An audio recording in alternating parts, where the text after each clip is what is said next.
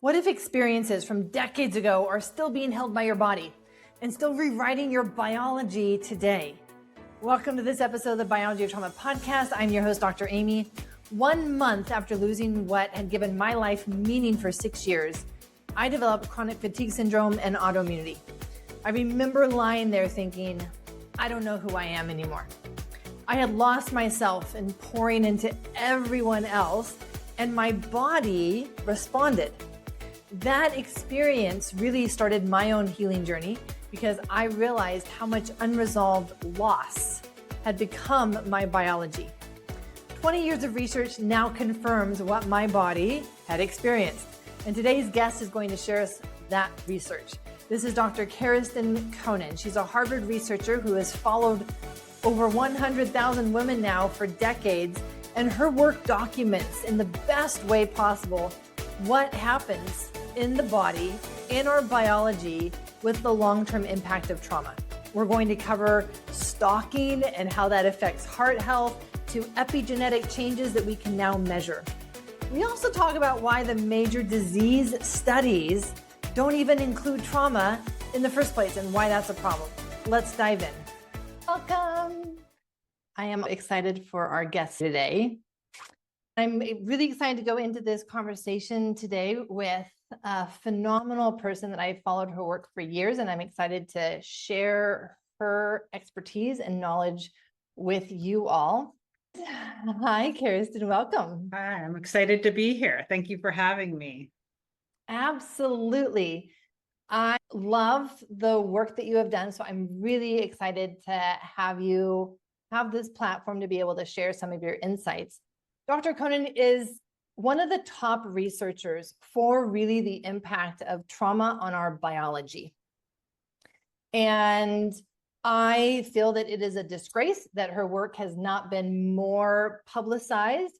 And so part of my job is to help make that happen, because if we understood more of what your research really shows us, we would be doing things very differently in both the medical space, but also the trauma space. So let's start with what have been some of the most surprising things that you have found in your research over the years that you look back and you're like, oh my gosh, we didn't know this. This surprised me. And we can start there. There's been so many things, and I've been studying as an officially post-grad school researcher, studying this for now 20 years, although I went into graduate school to study trauma. I think it's looking back, some of the things that we take for granted now, or probably folks in your community take for granted now, we didn't really know 20 years ago. So for example, one of the inspirations for my work came from my work at the Boston VA hospital. I worked in the Women's Health Sciences Division, which it serves women veterans. It was established decades ago now. And when I was there, most of the women had suffered military sexual trauma, less combat. Now there's women who have experienced combat. And I saw the women I treated for PTSD at the time also had all these physical health problems. And I saw, it seemed clinically, I saw, that they were interrelated, that it seemed as the PTSD got worse, the diabetes got worse, or the diabetes would trigger PTSD. But we didn't know that that was actually the case at the time. There wasn't the research showing that. So that became one big inspiration for the one line of work I've been doing for about 20 years, which was first doing basic epidemiology. So we look in people who we start and we follow a large number of people. So this one group I work with, it's 100,000 women, and follow them over decades and see how their experiences of trauma, mental health affects their physical health. So we did. So that was something that I don't know if it was surprising, but it was something that was a very clinically based observation that then I brought into research, which then we examined. And then over time, we started looking at more the biological pathways. So we found PTSD is related to increased risk of cardiovascular disease. And then it's what is it about trauma and then PTSD what are the pathways? And we actually don't know them all yet. But so we got into that's one area of work. And more recently, it's been into epigenetics. And I think the thing that surprises me is that this still isn't self-evident to people. I think that's more surprising than the research itself, actually, is that it still feels like every time we publish something, it like surprises other people. We recently had a paper come out in a journal called Circulation, which is a journal on heart disease, American Heart Association journal. And it was on stalking, women's experiences of stalking and cardiovascular disease, women who experience stalking, developing cardiovascular disease. And we heard later that from the editorial board, there was anecdotally that the women on the editorial board were like, of course this is true. And the men on the editorial board were like, there's no way this can be true. They published the paper, to give them credit. They published the paper, but wrote an editorial about it. So this was just this past year. To just say there's still a lot of work to be done to get this out there, for sure. And this is so fascinating that this is still the reception that you get with some of your research. Because as you say, I also stand back and I am surprised that it's not self-evident. I'm surprised that people are surprised. And one of the things that I know is true, and one of my former students wrote an editorial on this, most of these large cohort studies that have contributed so much to what we know about disease, they've contributed what we know about diet and physical activity and smoking, they don't assess trauma. Almost none of them, and she documented that. So that is one of the gaps. And especially cohorts that now look at aging people, they just never included the measures. And really any measures of anything that we would conceptualize as trauma. And so it's just that if you don't ask the question, you can't do the analysis. And so I think that shows that there's still those big gaps. So let's go back to the beginning. Here you are working at the VA, the Veterans Hospital. You're working with women specifically in that population. We're looking at a substantial amount of women that you can't refute the evidence that comes from studying that many people. And you started seeing patterns. And when I think of trauma and the body, that's the first thing that I think of. I think of it leaves its imprint through patterns. This pattern of when your PTSD gets worse, your diabetes gets worse. I wonder if they could be related. And I think that I would say that you were one of the first ones to really look at and see these kinds of patterns in the biology of trauma. At that time, I would think that we were still in that era of men denying that there was that amount of sexual trauma happening to women in the military. Would that be accurate? That's probably true back then. Yes. I think since then, now I left the VA a long time ago and started at Harvard, but as faculty, but that time people were just becoming more aware at a higher level of military sexual trauma. And now the VA has a lot of groundbreaking that have set the standard in some ways in terms of how to manage sexual trauma. But at that time, those programs didn't really exist or just start. Even the programs for women veterans were just starting. So yeah, I'm not that old. I'm old, but I'm not that old. So it's not that long ago. We're not going to name how old we are exactly. here. We don't have to. We're just going to say that we've had some experience. Yeah, exactly. Some life experience. And this is actually something that's been coming into my world more and more. I don't think that I'm seeking it out, which tells me that it's more prevalent than even what I have given credit to. And that is the amount of sexual trauma that women experience. And as I look at my experience, like I've had that experience, but yet I don't go around thinking like, oh, I've had this sexual trauma. And so I think even women can tend to downplay it, and yet it's going to impact our biology, like it certainly did mine. Really an important story for you.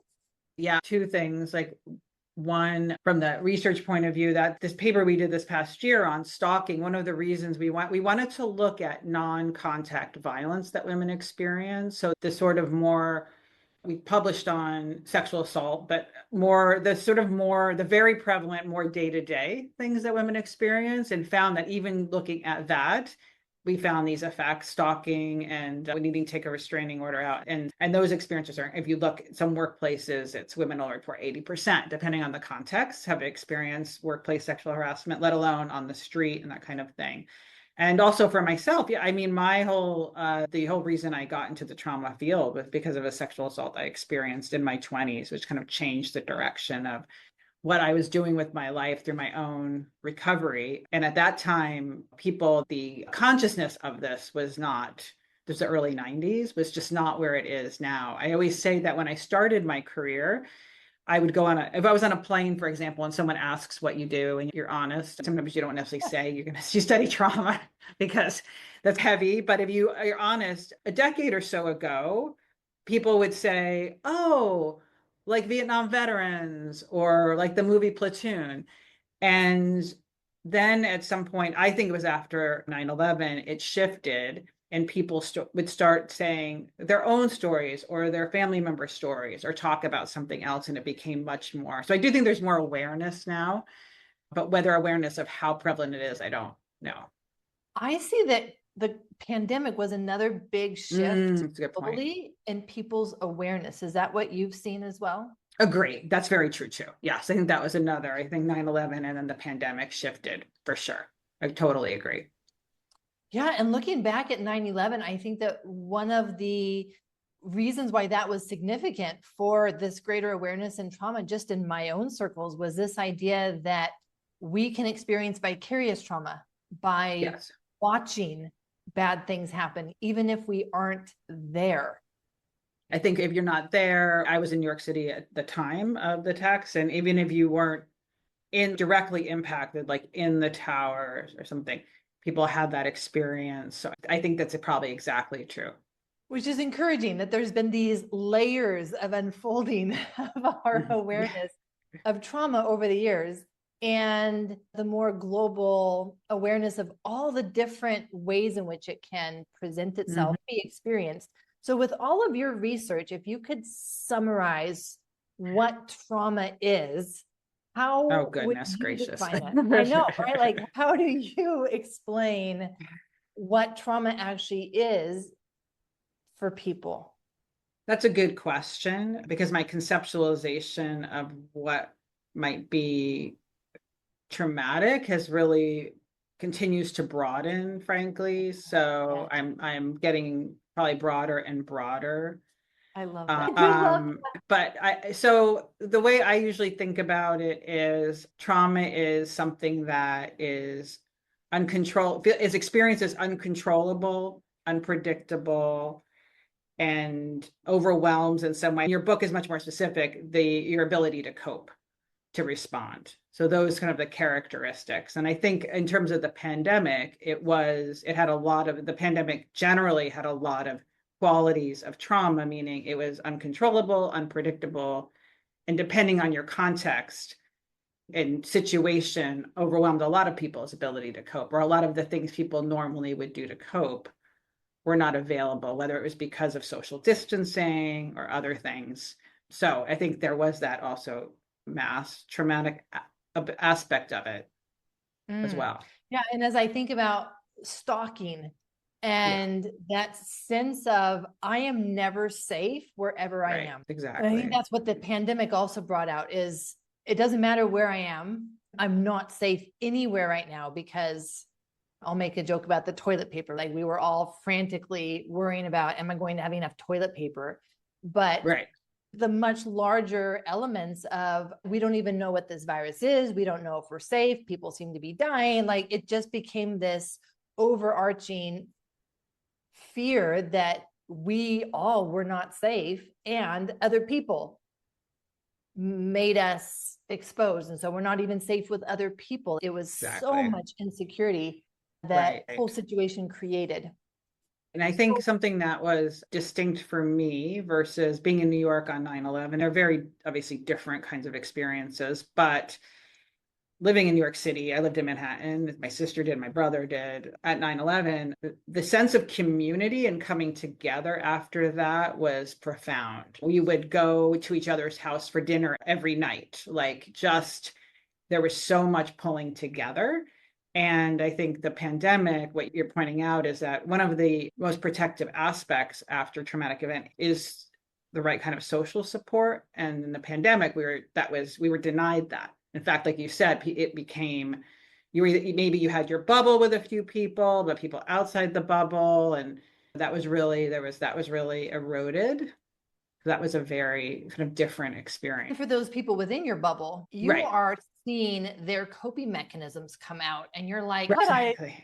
I can live with this, let alone our own coping mechanisms come out. So let's talk about coping mechanisms. Do you see the role of coping mechanisms as it relates to trauma and its impact on the body, on our biology? Do you see that the body is adapting in a way to cope, and that's why it changes our biology? Do you see coping mechanisms as a bad thing, as a good thing, as just how we adapt to feeling powerless, out of control? There's all big questions. Yeah. I think you outline a lot of this very clearly in your book, but when I don't do one-to-one clinical work, or I haven't in a while now, but people used to ask me when I was seeing individual clients, and I did very specific, like trauma-focused treatment at the time. And they'd always say, how can you do that? Isn't that depressing? And I would always say, it's never depressing, because the person in front of you survived. So they're a survivor. So you're always working with a resilient survivor, no matter what they're suffering from in that moment. And that's not to minimize the suffering. So I think the coping mechanisms help people survive. And so depending on when your trauma occurred, I think that whatever it was effective to help you get through that time, whether it was in your childhood, it could have been getting through to be able to leave home, or it could have been getting through that relationship. So the coping mechanisms are adaptive. And then there's a point at which they either, depending on what they are, they take a toll on your body, and you start manifesting the physical effects, which you talk about very well, or they're not functional for what you want for your life.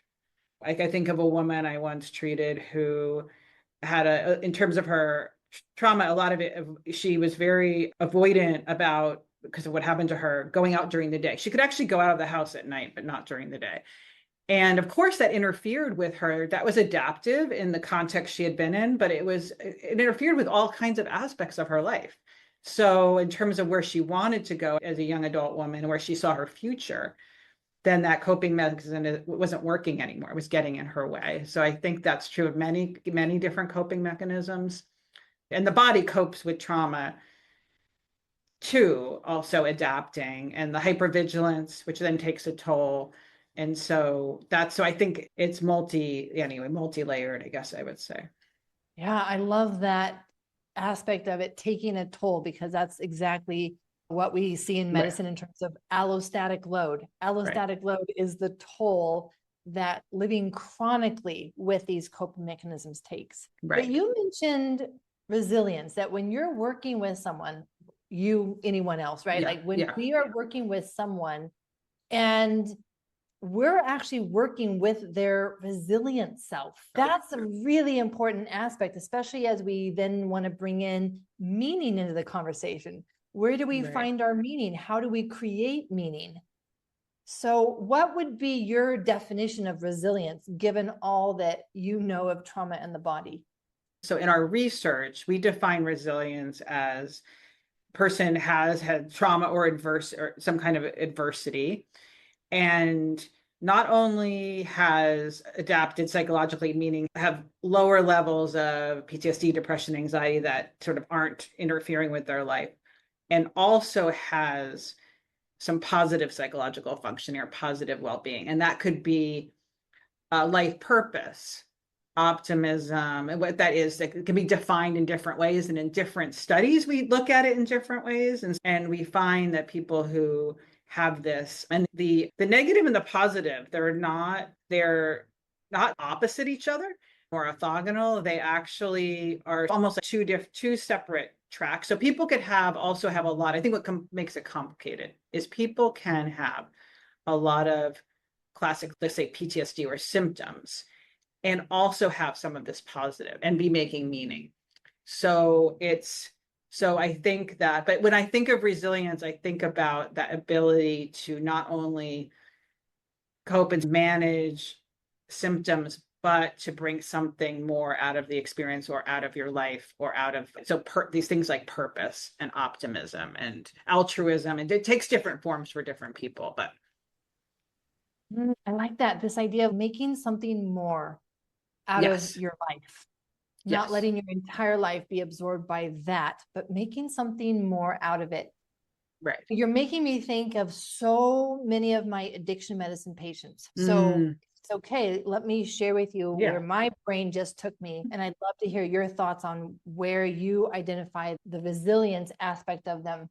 Because when they came to see me, they often were coming to me saying, I'm a bad person. I'm doing something terrible.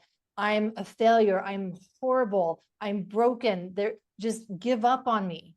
And yet I am sitting across from them and realizing, but you came in for help. Yeah.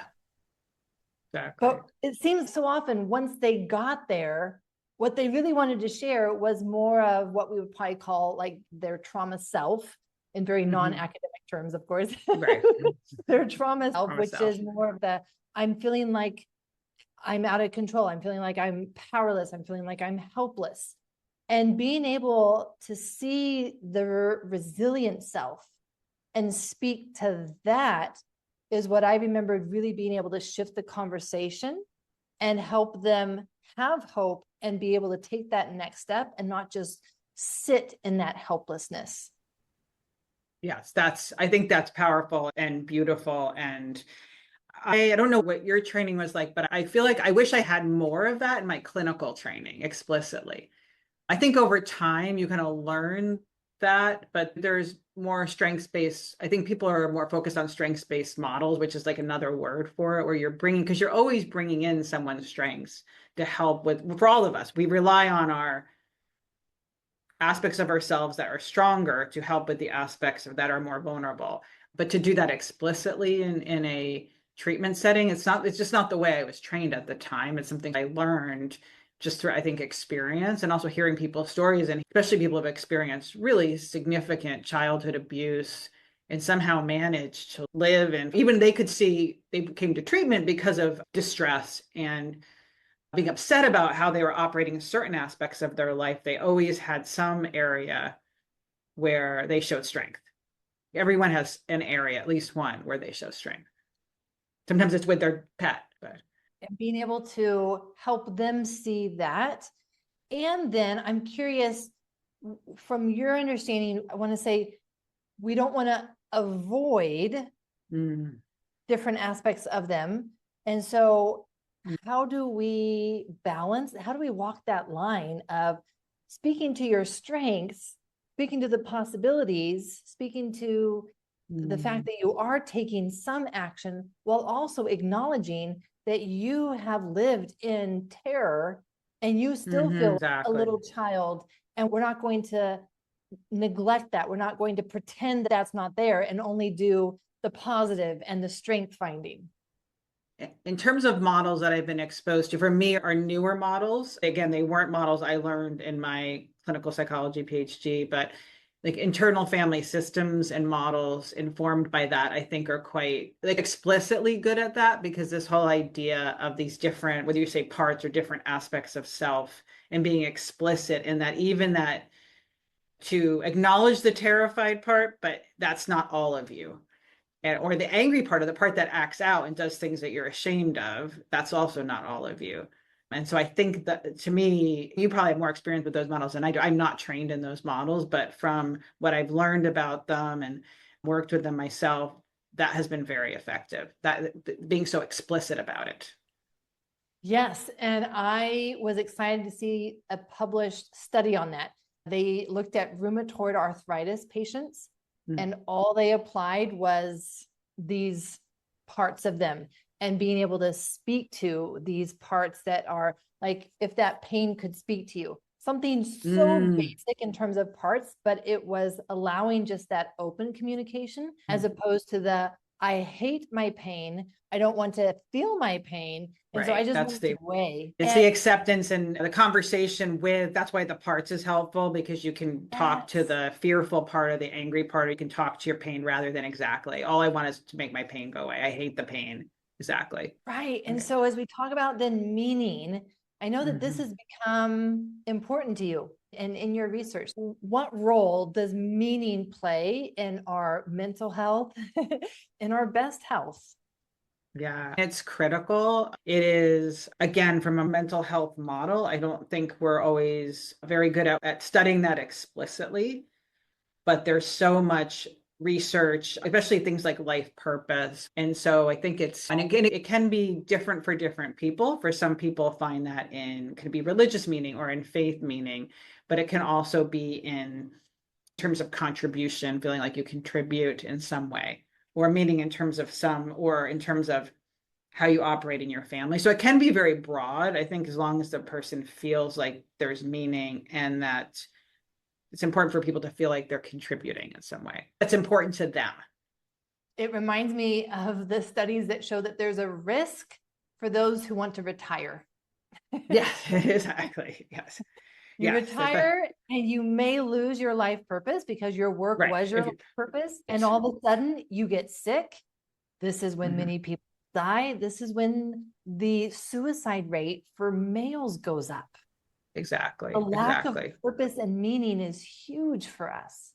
Exactly. It can happen also when you also see this with death of a spouse. And of course, there's the devastating loss, but also often there's a lot of purpose and meaning tied up in that relationship too. And if people can find meaning going forward despite the loss, then their longevity, survival, health is much better.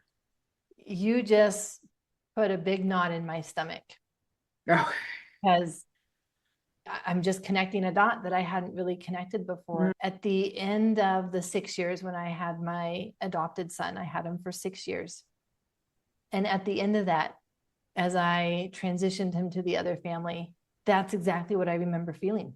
I remember laying and feeling like, I don't know who I am anymore. My life has lost meaning because my life had been being a mom, and that had meant Right. the most to me. So to lose that role, that title position, it threw me into inner chaos. I didn't even know where my North Star was. And a month later, I developed chronic fatigue syndrome and autoimmunity. I can feel that. And I see similar. I have a friend whose son he was born with a medical situation and so they were very close in a way that's above and beyond the usual closeness because of the way he was raised. And anyway, he's great now. He went off to college, and she was saying feeling unmoored, like she just felt unmoored. So that is like that different situation, but this feeling like he was her organizing principle and she lost her organizing principle. And I think your situation sounds incredibly painful. And as a parent, I think people have it at different stages. So maybe for some, it's more in the usual developmental stage of a kid leaving and moving. And then you're organizing principles. A mom myself of an 18-year-old, like you're used to like being home at a certain time or buying certain food. And then suddenly you don't need to, all you have to do is think about feeding yourself. So you don't buy any food. Yes. And a few others that I've spoken to over the last year, this is now resonating with me. Like this is what they were trying to describe was their child was very sick. And so their whole life organized around the medical appointments and needs and all of the schedule that needed to accommodate them. And then their child passes away. And it's just this destabilizing. Yes. I've lost the meaning that my life has had. And I wonder how much of that then becomes perhaps the trauma of grief. Exactly. Even if we're not great depending on, maybe some subcultures are, but in the US, most of us are not really great with mourning and grief and loss. I remember it's usually, oh, maybe you get 2 days off from your employer or something like that. And generally, and then also the loss of the person, and then also the loss of all the other pieces related to that, which may be whatever connections you had through the person, the school, thinking you lose a child, then the being with other parents who have kids that age would be painful. So you lose that connections. There's just so many losses. Don't we know, Dr. Koenen, that time heals all? Yeah, we only wish. Wouldn't it be easier if that were true? So go back to work and ignore your pain. Time will heal it. Yeah, exactly. You'll just move on. But yet what your research has really shown is that no, time just makes it become your biology. It does. It does. And unless you are fortunate, and that's too rare, but have the opportunity to get intervention or to address some of it earlier, which is, I hope, through your program and more awareness, people will think about it sooner. And we appreciate the medical system isn't, as again, you write this in your book, is not good at identifying the physical consequences of trauma. It's still pretty far, even though if you talk to individual physicians, often the ideas resonate very quickly, but systemically, it's not acknowledged. But again, I think more and more individual clinicians will say, oh, of course, yeah, I see that all the time. I don't know if you find that, but I definitely think there's more appreciation, at least at an individual clinician level. That's exactly what I'm seeing. And I'm wondering when it will reach the system level. I know. I think it might need to come from the bottom up, where patients. I think it does need to come from the bottom up. Exactly. More patients saying, and people seeing that it can improve outcomes with treatment and benefiting them. I think that's very true. Which means that this really is an exciting time to be in the field. It is. It is a very exciting things to be developing. Right. It's exciting. And with all these platforms like your platform, all these things that didn't exist 5, 10, 20 years ago, to provide so much more information and accessible healing to people so that you're not stuck just with the luck of whoever your primary care is or whatever clinic is in your hometown or neighborhood. It's great if you could get trauma-informed care in that context, but most people can't. So it's great that people have other options for sure. And this takes it back to your experience after 9/11. You had community. People pulled together, so you didn't feel alone. And that's what people are experiencing as they go through our current medical system. They still feel very alone, even though this is what they believe is where they need to go for help. Yes. And I saw some data yesterday. Someone came to give a presentation at the School of Public Health at Harvard. And one of the things she was talking about was how in the last like 10 or 15 years, fewer and fewer people have a regular primary care physician that they see. So even people who go to primary care every year, they see a different person every time. And the percentage is going down and down every year of having someone that you see regularly, like the family doctor.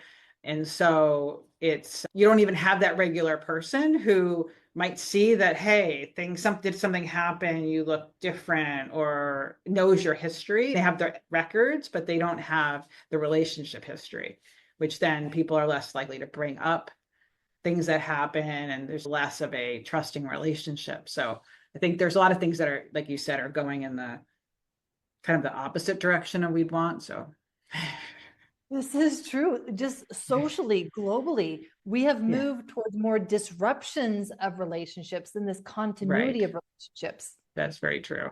Yeah. People used to live in the same small town, have the same small doctor, have the same neighbors. They had that community, and that's not our world anymore. We can be surrounded by people and still be very isolated. Very true. Very true. Well, I want to geek out for a second and ask what's next for you in research? What are you focused on now?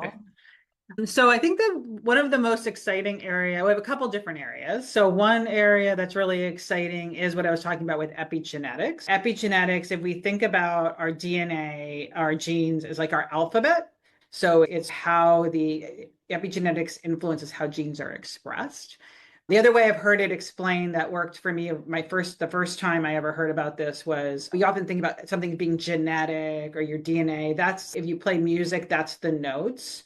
And the epigenetics is the annotation on top of the notes, which says, play it more slowly, play it more quickly, play it more loudly. What's exciting about looking at epigenetics is our DNA sequence is set at conception. So we're like, that's set. but the epigenetics influences how genes are expressed and is responsive to the environment. So it's responsive to all kinds of environment, like smoking, to like touch, all kinds of things. And so what you're working on methods to look at this at a cellular level in a more dynamic way, with this whole idea of the exposome, which will be able to look at all different kinds of environmental exposures and look on how they turn on and off our genes dynamically.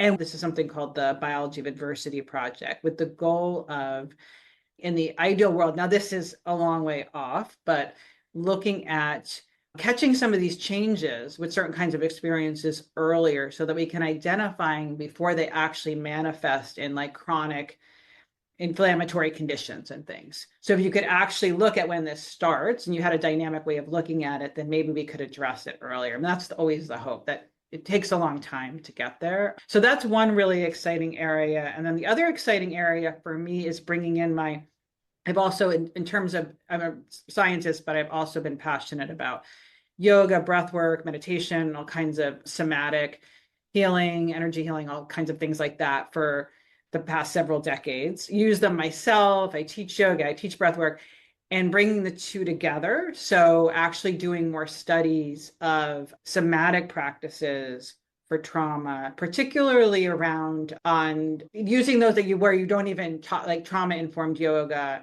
breath work, where people may not even choose to talk about the trauma, but how can we look at how they reset our body, which many of us who've used them have that experience, and then how can that affect our long-term health? So that's kind of those are two areas that are exciting and emerging for me. Fun. These are in the nerdy kind of way. Fun in the nerdy kind of way. Yes. And we need to talk again, because that's exactly what I've put into creating, is how do I create this body work that gets them out of the story, gets them out of their head, but actually safely into their body, and in a way that is so gentle that they're not afraid of what they're feeling, because it's titrated. And it's not this overwhelming wave that comes. Exactly. Opening Pandora's box, and you're like, whoa, never opening that again, shoving that way in the closet. Exactly. So I think that's brilliant what you're creating. And we can think about what we could potentially look at together, because I think that all the work you've been doing exactly to learn from all these different techniques and then titrate them for people who are recovering from trauma is really needed. Yeah. And that's what excites me, is being able to take the research and make it practical. Yes, exactly. I love that. What I love that you do that. That's awesome. Oh, just know that over here across the world in San Diego, you've got a big fan. And thank you. It was so great to be able to meet you in person in Boston. It was really great that you were able to combine. That was awesome. That made not just my day, like that made my whole entire month to be able to meet you. That's awesome. And express my fangirling and my deep appreciation, because as I came into this, not expecting to come into this, but like you, here we are. Here we are. And I'm looking across the field and I see so many men. And then I see you. And you're doing this biology piece that no one else has done. So thank you. It's so exciting. And if there's anything that I can ever do to support you, let me know. I appreciate that. Yeah, keep doing the work you're doing, and I will keep feeding you research and things like that. And no, it's exciting. It's also it's nice when you're, as a scientist, you always want your research. We may not always be good at it, but we want our research to help people and get out there in a way that'll make a difference. And we don't always know how to do that. So it's also just really means a lot to me to hear you say that, and also to be able to have some conversation in front of your community, which you built such an incredible community. So it's great. Yes, this is what excites me. Like, so much healing is possible, and appreciate you feeding the research for me to be like, and how would I apply that and make it practical?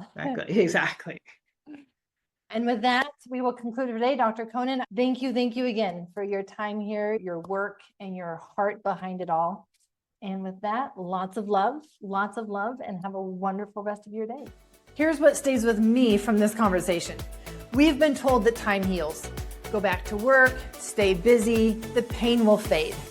But Dr. Koenen's 20 years of research shows clearly that that is not the case, that there is a biology of trauma that forms. Unaddressed, unresolved, unhealed trauma does not disappear. It becomes our biology. And yet, resilience and healing can exist together. You can have symptoms and still be in the process of making meaning that leads to the healing process. So if you are listening and you think you're too far gone, then remember this. You came here looking for answers. You are still living, which means that the possibilities for healing are available to you too.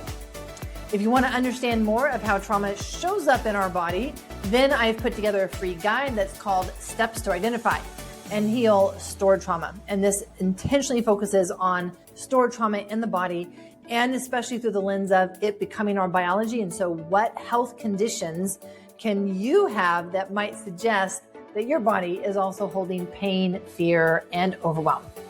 The link for that will be in the show notes. If you enjoyed this episode, you will also enjoy episode 86 with Bruce Lipton on Is Trauma Genetic or Epigenetic? And then episode 116 with Dr. Bessel van der Kolk, author of The Body Keeps the Score. I'm your host, Dr. Aimie. Until next episode, lots of love.